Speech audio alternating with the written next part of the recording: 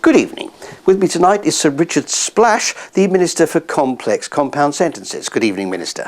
It is indeed, so far as one can tell, making allowances for variables within the not-too-distant future, but only on the assumption that the Earth still moves around the Sun to create such an environment, which we believe it still does. You've trusted the science on that one. Quite.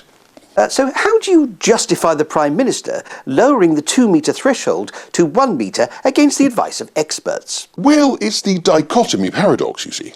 The dichotomy paradox. Well, you see, anything in motion must at some point reach the halfway stage of its journey before its end goal. But as there can be an infinite number of halves, surely it can never reach that final destination. Therefore, it is perfectly safe. Right. So it doesn't matter how much we reduce the distancing, because we never really meet anyone. Because even when we're touching, we're not really touching? Precisely. That's what I tell my wife about my mistress. But what about Mr. Johnson's proposal with regards to a Rooseveltian-style New Deal? FDR spent the equivalent of 40% of his nation's income. Johnson's proposal equates to 0.2%. Well, you see, you're forgetting the allowances for a difference in inflation. A pound back then was very different to what it is now. Yes, it was worth more. Yes, but only in the financial sense.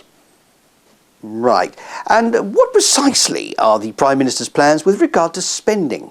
Ah, yes, well, that's easy. It's going into infrastructure. And how does that break down?